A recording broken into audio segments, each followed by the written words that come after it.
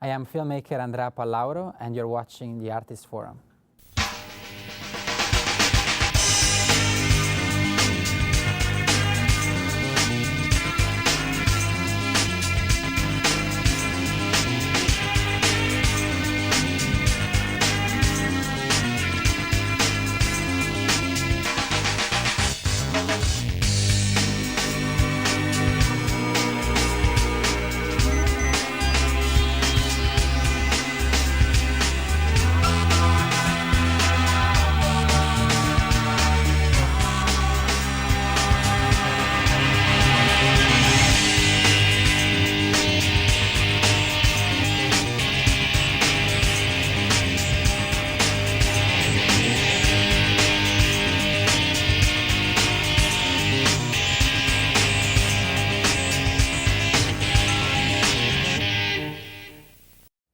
Welcome to the Artist Forum. I'm Elliot Torres. Today I'm pleased to be joined by award-winning film director Andrea Pallaoro.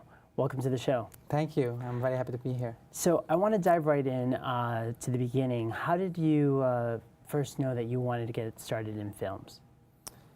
I think actually I was drawn to film from a very early age. Not just film, but theater as well. I was really drawn into the art of telling stories, of performing.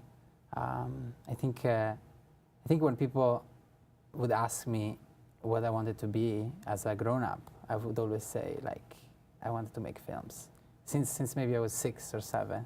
In fact, actually in the summers, I would organize shows for the adults with other kids. So it was a passion that I always had. And where in Italy did this occur? I come from a city called Trento, Okay. which is in the Alps, in the very north of Italy, between Milan and Venice. It's a medieval city, about 100,000 people. And so what drew you to, because now I know you're in Los Angeles, so what drew you from Italy to Los Angeles?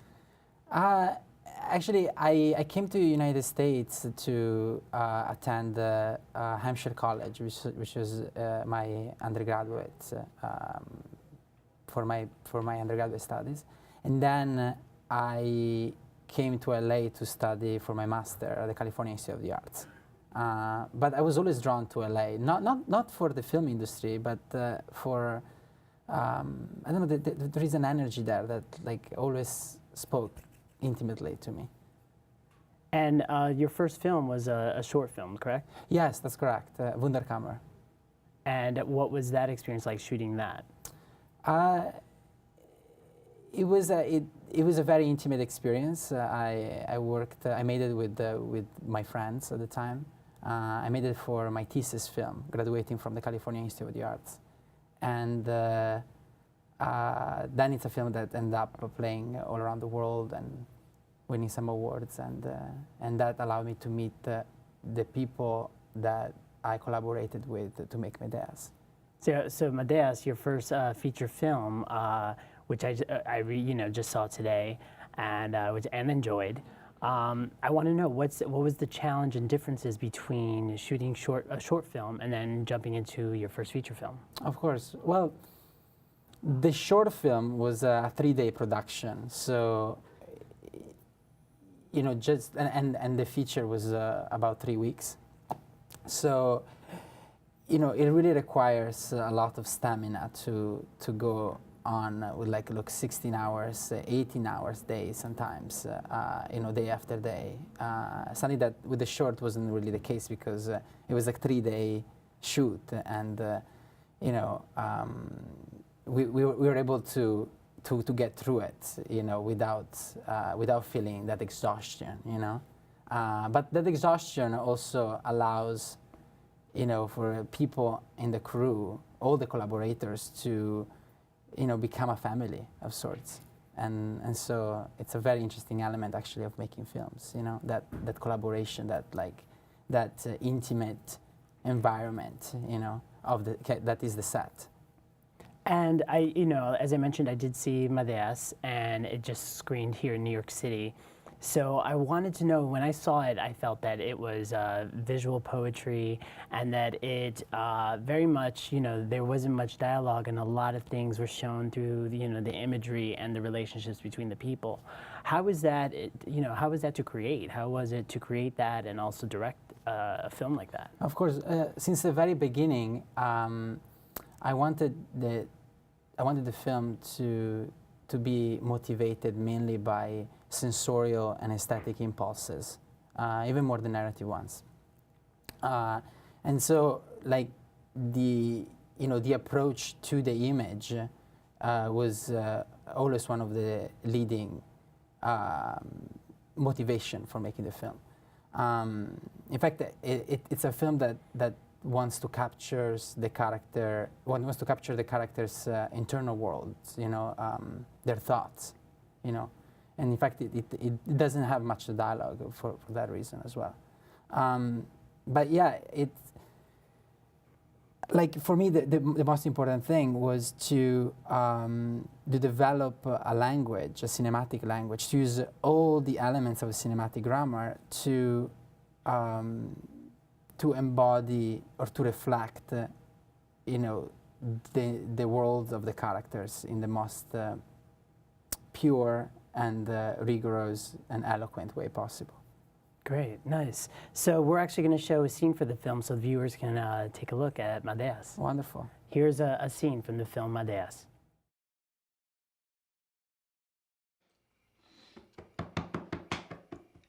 Mom. Mom. Mom.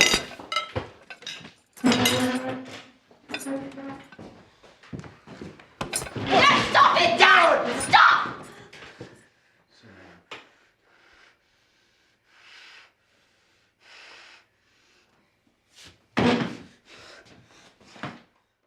So that was an emotional scene. I feel like the whole film is filled with emotion and intensity, and in a way, in very subtle ways. How was it in terms of, and also you have the lead actress, Catalina Sandino Moreno, who was in Maria Full of Grace. How was it how were you able to obtain, the actors that you had in the film? Well, actually, Catalina was the first actor we secured, and we sent her the script.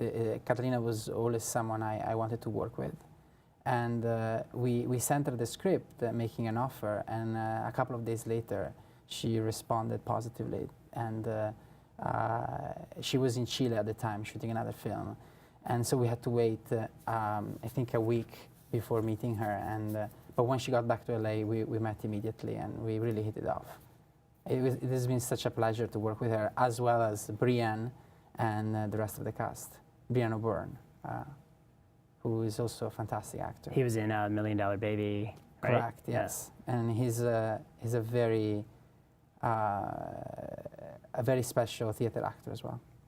And the film shows, I did read that the film is actually inspired by true events. Where did you grab all these, and what elements did you pull from in order to pull this together? Of course. Well, actually, one of the reasons for deciding to tackle this story in particular was that right before starting to write the script, I was exposed to a lot of events of filicide through the media. Okay. It was story after story, especially in the United States. And what I found challenging and upsetting was the way that these people were portrayed in the media. And they were portrayed as monsters almost every time. Okay. And I wanted to tell the story not by making these judgments or saying what these people were, but like I want to explore the triggers and the emotions and like the suffering that these people go through, and so once I identified that was the story I wanted to tell, I started to research, and I read about court trials and psychological tests on the subject. And it was a really difficult few months of research because I remember actually going to sleep with this angst, you know, for the stories that I was reading. But it was also very enlightening experience. And in terms of the writing of the film, the writing the screenplay, what was the creative process for that? Yes, I wrote the film with Orlando Tirado, who is my writing collaborator for most of my projects. And the way we work is that we start from images. We collect the first process is just of collecting images that we want to see realized. Sometimes they come from photography, from painting, from performances that we have seen, but sometimes they just come from our imagination.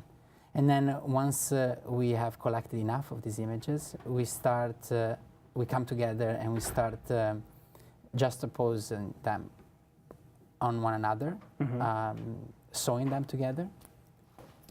And that's, you know, when with the frame of the story in mind, that's when, you know, we start observe the characters through this series of images.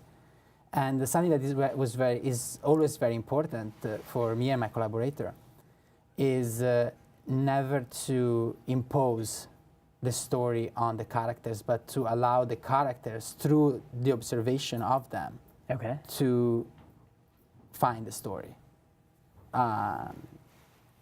That feels so much more like an organic process for us, and that's where like it becomes a meaningful process for us as well, and that's what we enjoy doing. And when you when you take this script then to, you know, when you're shooting the film, have you found where there have been challenges where things have changed, or also where you feel that something, you know, needed to be completely different than your original vision? Oh, of course, that happens all the time. I mean, actually, even once, I mean, I feel like the evolution of that story continues through pre-production, production, and post-production. Even in the editing room, you know, the story changes, and I find that to be, you know, so much more a valuable experience as an artist, you know, to allow for those changes to happen, you know, and also for the product itself, because it feels, if you're open to those changes, like you feel like you're in the process of discovering something, you know, instead of just reproducing an idea that you have, you know. That never works for me. I really love that exploration element.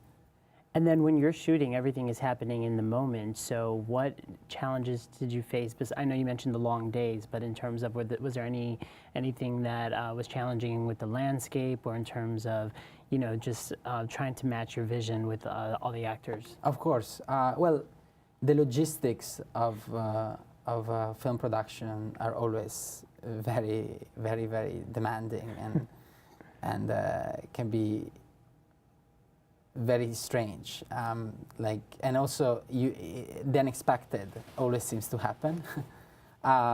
So every day, you know, we were hit by all sorts of challenges. It seemed to me, at least, as I was making the film. But I have to say that that my relationship with the actors and you know, the process of collaborating to them to mold the performances and the characters was the most enjoyable and most beautiful part of making the film, because that was when, like, I really felt, you know, that we were believing in something together, and we were coming together to create a single vision, you know, and that was actually, it's a feeling that I keep very, I treasure incredibly, and I hope to have again and again and again in my next films.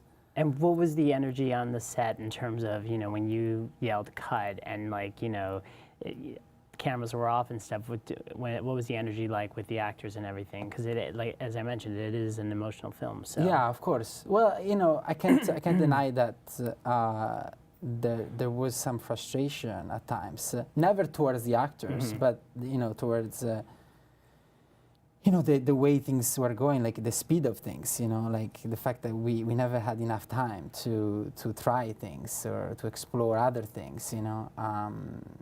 That is one of the things actually that I would like it to be different, like is to the luxury of exploring and trying new ideas. Okay. But I felt like that relationship with the actors was very harmonious, and it felt like a real collaboration. You know, like they really found the characters and they brought them to the film. You know, it was never like something like okay, this is the character, this is what I want you to do. No, it was really like oh, what do you think? You know? Right. Like that question was a very, very important question throughout the film. So with Medeas, as I mentioned, is your first feature debut. So what was that like? I know you mentioned that you did all the festivals. So what was that like, debuting your baby at the unveiling it at the festivals? Yeah, it was actually a very pleasurable experience. The film opened at the Venice Film Festival, which was a particularly meaningful thing for me because since I was little, I always saw the Venice Film Festival as this this mecca, you know, like and never expected that my first film would actually screen in competition there.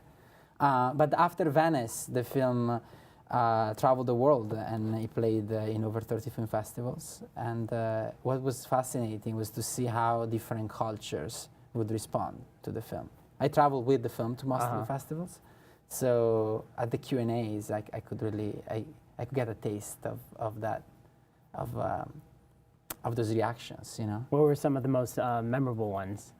You know, like a country like Morocco really loved the film. The film screened in I think the theater had like 1,000 seats, or it was a very large theater. I don't remember the exact number of seats, but the warmth, and it was completely full, and the warmth of the reaction of people really came up to me and seemed very touched by that experience. So yeah, I remember that screening very fondly. Yeah, but others too. Vienna, actually, the screenings that we had at Biennale were incredible too. It was like an audience in Vienna that I felt really appreciated the film and was really ready for this kind of approach to cinema. And in terms of when you're creating a film, what are the things that, in terms of, let's say, you look back to your film education, and what are the things that you pull from that you feel are the most valuable things that you learned that really helped you become the filmmaker that you are? I think that it is in the communication, like in finding the right language to speak to your collaborators, you know, and that's something I learned in school. One professor in particular, actually Deborah Levine, you know, was at the California Institute of the Arts, was a very meaningful leader for me to find that language. Because I found out that, like, for me, it's important to communicate with my collaborators not through result-oriented directions, but through process-oriented ones. Okay. Like, I always like to talk about it through objectives, because that's where, you know, everybody has the most room to participate intimately and intellectually and creatively with the material. So I think that was the most valuable thing I took from my education. but also the exposure to different filmmakers from all over the world, because that really opened my mind to possibilities. Who are the directors that influence you or that you look up to? There are so many, so many. Right now, I think filmmakers like Bella Tarr, Lucrezia Martel, Chantal Ackerman are great inspiration to me. But above all, I would say that Michelangelo Antonioni is such a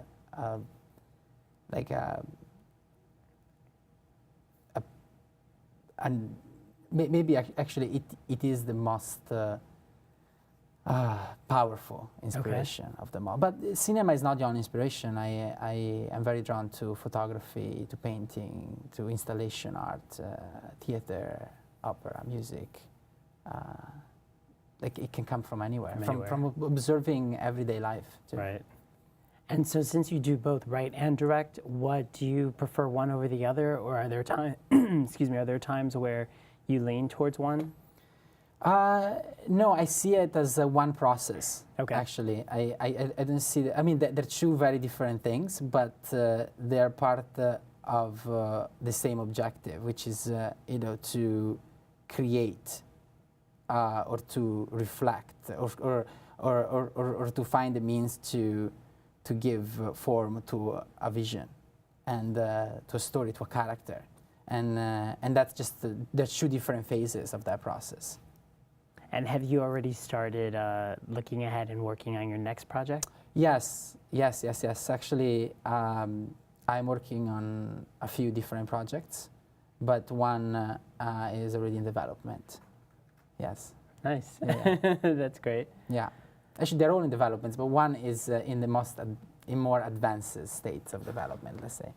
Nice. So what advice would you give to, let's say, someone that is watching us right now and sees you and says, I want to be a filmmaker? Sure. I think that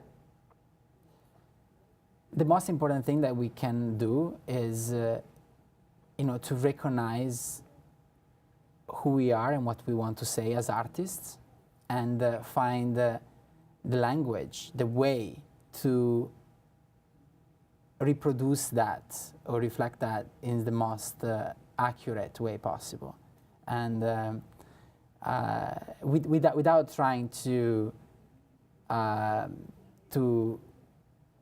get without trying to find a result in the way people react to whatever you make, or in the exposure your film can get. But just in really finding that language, in finding that language that is personal to the individual, that makes it. I think that is what makes us artists, Right.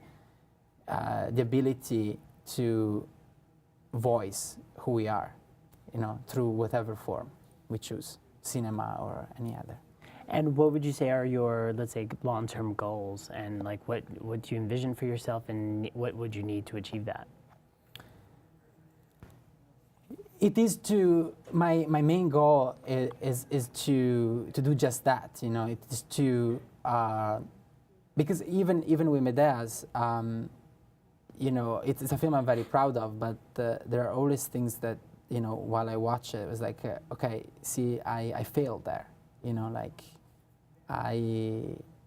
That's not how I really saw it, and